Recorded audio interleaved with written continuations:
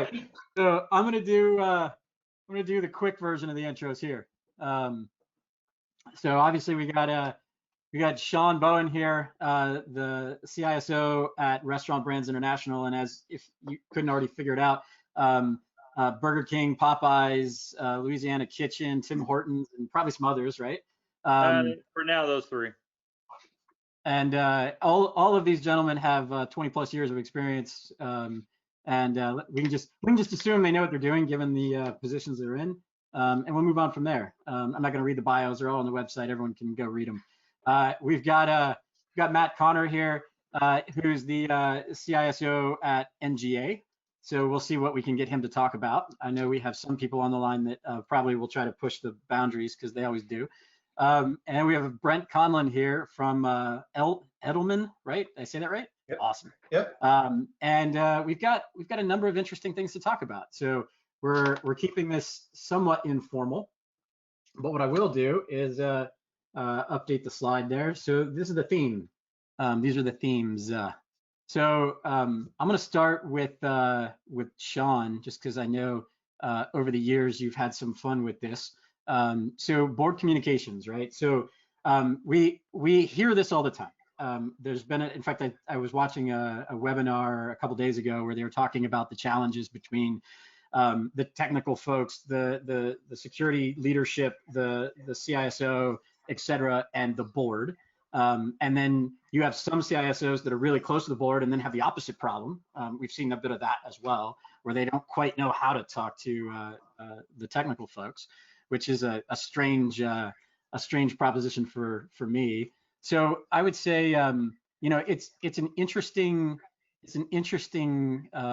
theme that keeps going on. And honestly, I didn't think it would come up as much as it has today. So it's come up with a number of our speakers today through other talks through the day. And then we had a number of questions in both tracks that kind of fit with this theme too, right? Like cybersecurity and the leadership and the difference between them. So, why don't you start with introducing yourself and then jump into that theme and kind of tell us a little bit about, based on the introduction, what you're seeing in your organizations or your previous organizations, and kind of what role you play as a change agent for that.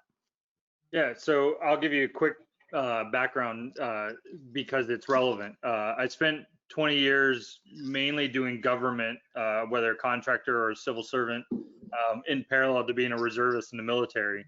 And now Burger King, Popeyes, Tim Hortons. I think that is the 180-degree polar opposite of the government.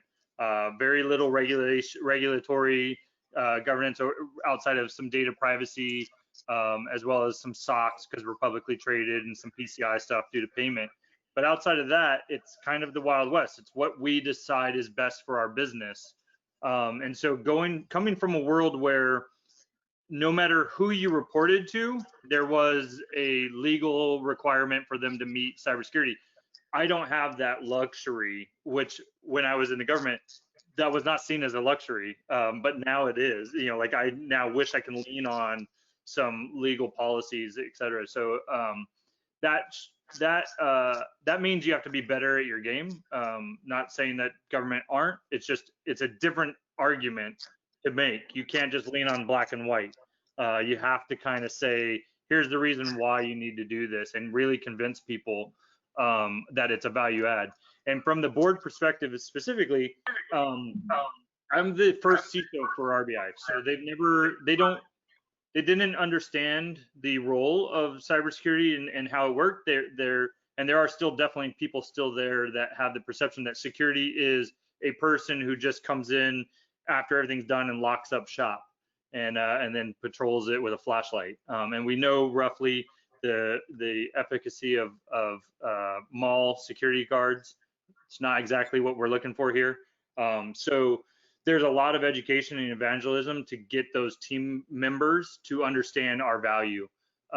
So that has been a hurdle for us.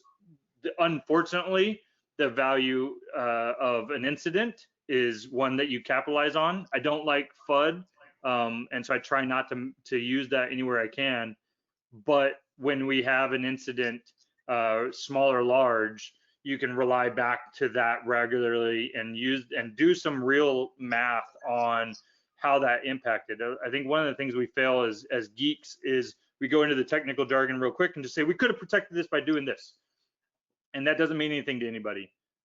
What they care about is what were the work days lost, what were the primary and secondary impacts financially. You know, whether it was we lost sales because our point of sale system was down, or we had to divert a project by 3 days or 4 days, and that caused X amount of impact. And so being able to translate that technical to a business impact is where you make your allies the best. And so I think from my perspective, it's jumping from the opposite side, from the government to this spectrum, and not to mention we have franchisees, which is a whole nother ballgame. In the government, no one got to do anything without the CISO's permission. Here, I have 1,000 franchisees that get a vote no on an idea, which is absurd to me. So that's kind of the dynamics that you have to learn to work within. But I think it's there, and all my peers, all the other brands, whether it's a little redheaded girl, a cow, or a clown, they are all in the same boat, speaking to the boards and giving their impact from a business perspective. So it's here. It's just now it's where do you put the CISO in the role? Some of us report to the COO, some to the CIO, some to the CFO. I think that really depends on your business and your risk appetite within your company. All right, thank you, Shawn. I want to give everyone a chance to talk to this, because even with Matt, I think it's relevant to the leadership point of this. So Matt, same thing. Can you introduce yourself, talk a little bit about your background, and then same two questions. Sure. Well, like I said, the bio is out on the webpage, so I'm not too worried about that. But if you're not familiar with the NGA, the National Geospatial-Intelligence Agency, the hyphen's important. It was really important to have a 3-letter acronym, because if you're a 4-letter initialization, you're a scientific organization, and if you're 3-letter, you're an IC agency. So the agency really was emphatic that we're going to be a hyphenated 3-letter agency. We provide geospatial products to decision makers, war fighters, and anybody who's ever flown on a plane or been on a boat using instruments. So we're kind of everywhere. Some of our missions go back actually over 100 years based on statutory authorities. Because of that, we're kind of everywhere. We're partnered with academia. We're partnered with, like I said, military and industry. So Shawn was talking about some of the challenges and some of the benefits we have within the government space, and using those authorities, whether they're FISMA or other regulatory kinds of authorities, I can kind of get into any door I need to, right? So that's quite a privilege, and I recognize that not everybody has that. So getting to the board is not terribly hard, or our analog of the board. So we have a 3-star admiral running the agency and multiple layers of senior executives, leading the various functional areas. Getting to them, not too hard. Making them care is the real trick, and I think Shawn really laid it out. From my perspective, the words compliance should never be part of a conversation I have with anybody who counts, right? Nobody's won an argument ever with compliance. I need to talk about risk, and I cannot talk about risk in the language of the priesthood, right? The cyber weenies. I've got to talk about risk in the language of mission outcomes. We can do this, we can't do this because reasons. Tonight, the 82nd Airborne is going to try to make it from this point in Afghanistan to the other point, and if we don't protect this mission, they might not be able to. Those are the kinds of consequential conversations that we have with our leadership, and those are the ones that count. I also have a luxury problem. I'm not often pressed to defend the budget. With all those guidelines we have, I mean, I'm not up against profit as a bottom line, right? I'm up against nation state actors.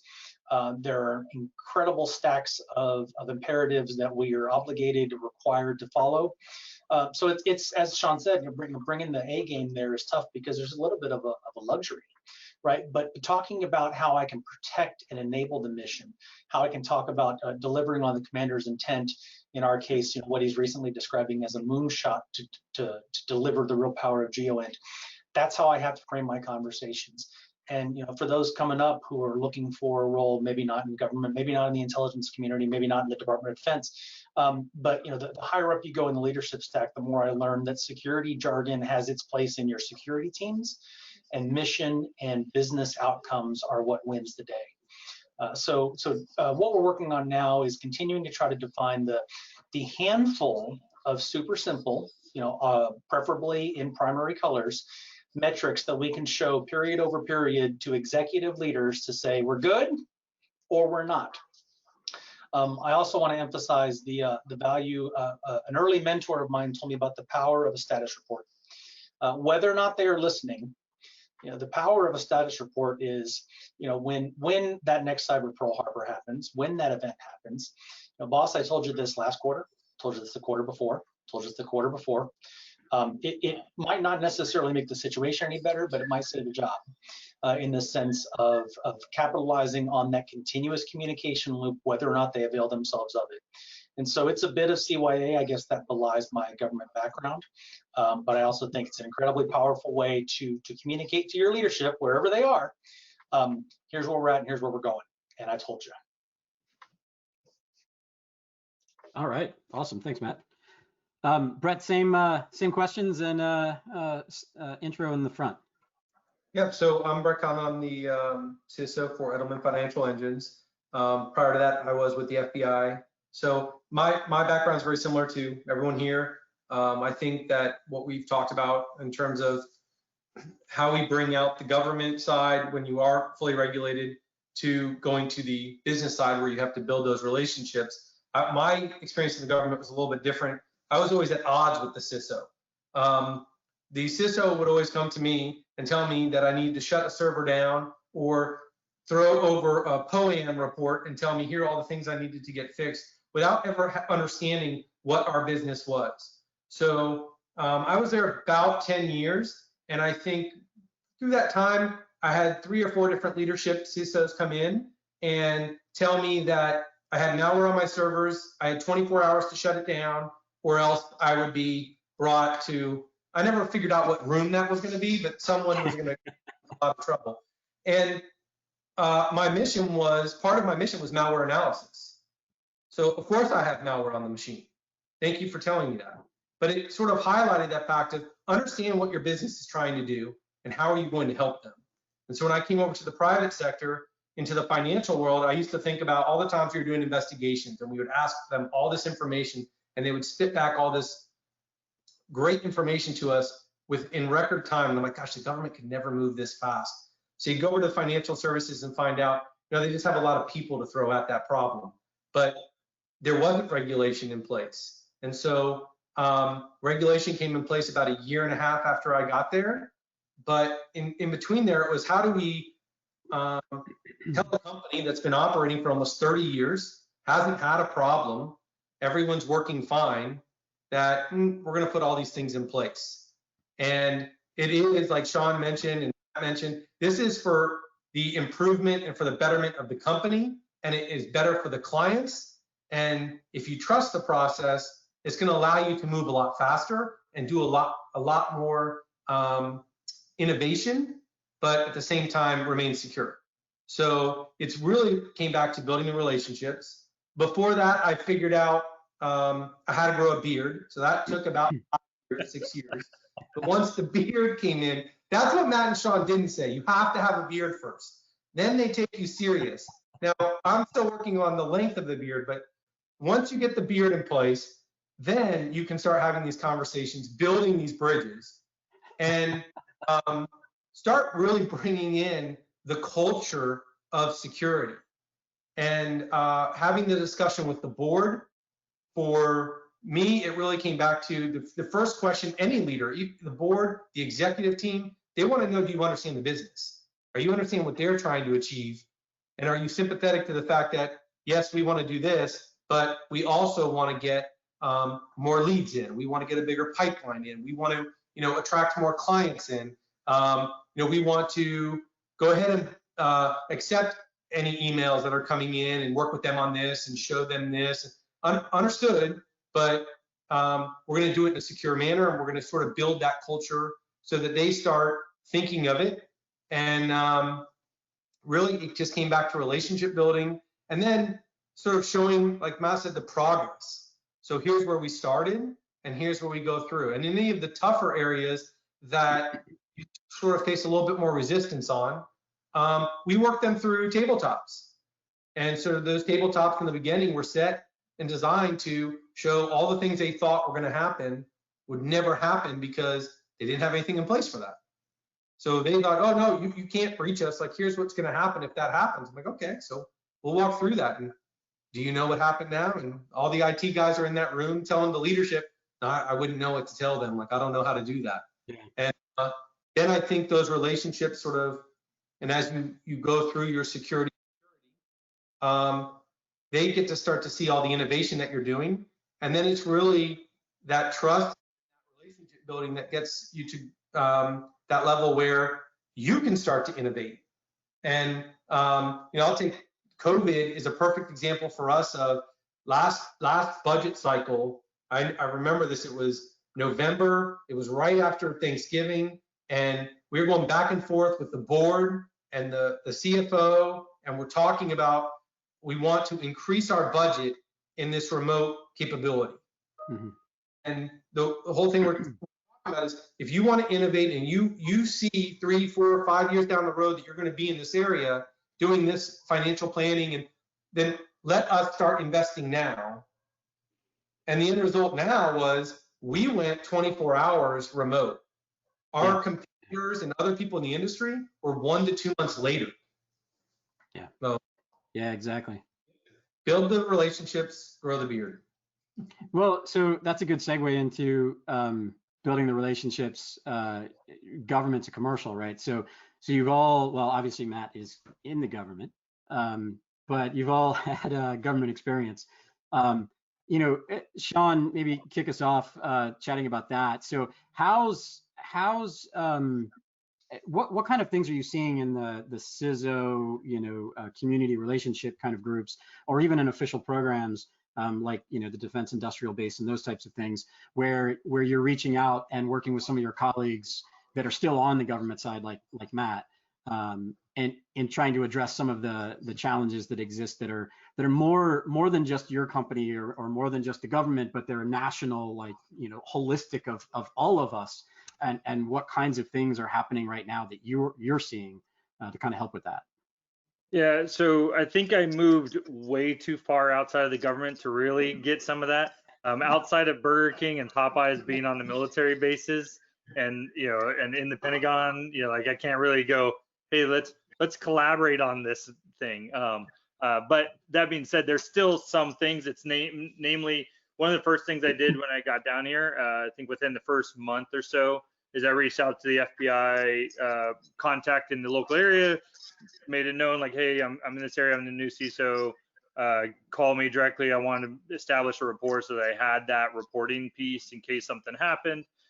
Being an international company, I think it's going to be different when something does happen. So I haven't gotten there just yet. So there's a little bit of that, just knowing who your contacts were in case there is something in that level. But I'm still fairly active with the NIST. So like the NICE framework, which looks at the cybersecurity education and the workforce pieces, they are very big on making sure they get input from not only the government, academia, but also the corporate sector. And so in that space, I try to get there. The other aspect from that for us specifically is I do belong to like the RH ISAC, the Retail Hospitality ISAC. And as well as there's a ton of ISACs, the FS ISAC, et cetera. And that's kind of our pseudo bridge into the government when we have some of those ISACs, as well as the National Restaurant Association, who kind of represents us as a lobbyist to an extent, but they also have a mapping to the cybersecurity piece. So not too much from my perspective.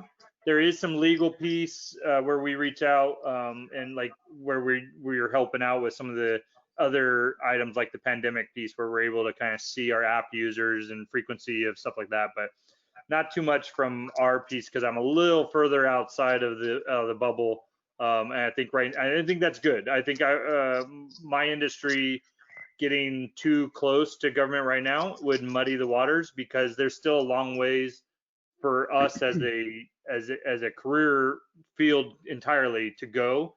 And I think it should be the more regulatory or more regulated industries like banking or automotive or aviation, some of those. I think those and the government, we need to finish that before we start reaching into the next layer, which would be more the retail, hospitality, et cetera. So I think right now you guys have a little bit more work to flesh out getting there, and it will have different influences when we get there. But I don't think people really see the cybersecurity in an automated kitchen just yet as a concern.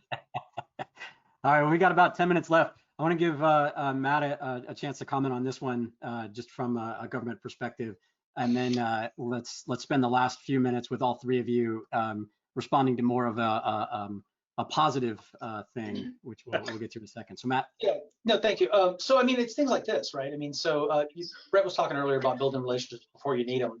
I can't pretend to be a super active LinkedIn person, but I do try to curate a network of people. Some of my favorite conversations are with people who have nothing to do with what I do. I mean, I've had great conversations with the CISO of Scott's Fertilizer and the guy who's CISO for Crocs, you know, those kinds of things, or, you know, with Shawn. And so it's building those relationships. And in often cases, it's just commiserating. It's some reassurance that you face the same challenges we do. I'm again, recognizing privilege with the agency, with an intelligence agency. I can kind of reach out to most people and say, hey, I'm an intelligence agency. I'd like to talk to you about what you do. And most people are like, oh, that's kind of cool. Even though what I do is basically spend all day in meetings and fill out forms. So there's some cachet there that benefits me. I mean, we go to conferences, we maintain relationships, we do presentations, we do outreach like this. In fact, our new facility that we're building in St. Louis, what we call it Next NGA West, builds in a public hub that will accommodate up to 800 people in dynamically reconfigurable space, you know, Wi-Fi covered for partners in education and all kinds of things. And that's just not the kind of stuff that most intelligence agencies do, certainly not one of the big five. So we're actually quite close to industry, I would say. We have an office in the Valley, in Silicon Valley, to help build those relationships, and an office of ventures and innovations who helps identify sort of early startups that we might invest in. And the intelligence community does invest in those as well, which people are often surprised to learn. So there's a lot of interface with industry. It's rarely work programs that yield specific outcomes. We don't share like that. I mean, we are still the government. But participation is pretty easy to come by. As Shawn got to the ISACs, you know, we contribute to the ISACs. We also, there's congressional and senatorial committees that bring industry and the government together for cool conversations. They're infrequent, they're pretty high level, but there's plenty of opportunities if people just capitalize on them. Thanks, Matt. Can I add just one quick thing on that, just because we ran into this when I first moved over. Even being in the government, I was able to use the cheat sheet, but I would say for the small, the medium-sized businesses, and if you haven't quite hit that large enterprise yet, and you don't have those relationships, and you do run into an incident, most of the forensic firms out there will be able to speed up that bridge to the government. So if you need that, or you just need a contact to start running things through, like I ran into problems with InfraGard, and I had to call friends to actually get it all squared away, believe it or not. It took over a year for me to get access to InfraGard, which is crazy. But it really comes down to use those outside forensic firms. You can get them on zero retainer, but they will have direct access to the government, and they'll be able to help you bridge those gaps. Absolutely. Yes, they all do. Right, cool. Well, thank you all for that. Let's move to one last thing. So we had one of our speakers earlier asked this, and recently somebody else was doing a webinar where they asked what's wrong with cybersecurity. And there's a lot of negativity out there in general about all the things that are wrong, right? And so the big question, I think in a lot of people's minds is, you know, where's the positivity? What are we doing right? So if you can, we've got just a few minutes left, you know, in 5-ish words or so, you know, it'll go beyond 5 words, I'm sure, but what's right with security? Matt, we'll start with you. Trending towards less paper, more data. Less paper, more data. Less paper, more data. That's fair. That's fair. So that's what we're going with for Matt. See, he's not giving you much time there, Shawn. I'm a government employee. I can follow directions. John, See, the sad thing is, I had a preview that this question was coming, and I still didn't come up with 5 words.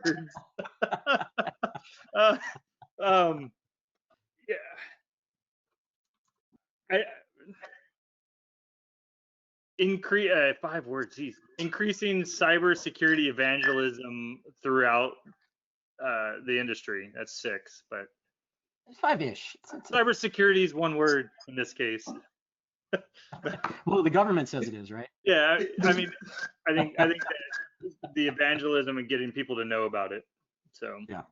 Well, I mean, that's extremely important, and one of the things where, I mean, that's part of why we're here with GRIMMCon, right? Like, obviously, COVID-19 and the whole situation, and stay-at-home orders, all that, but that's a big thing behind this, and why we spend so much time trying to support these conferences. And with what Matt had to say about why they're building facilities in certain places, you got a 3-letter agency that's doing so much to try to reach out.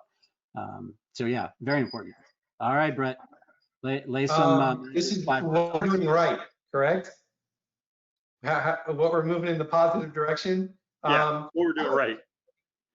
Networking and transparency.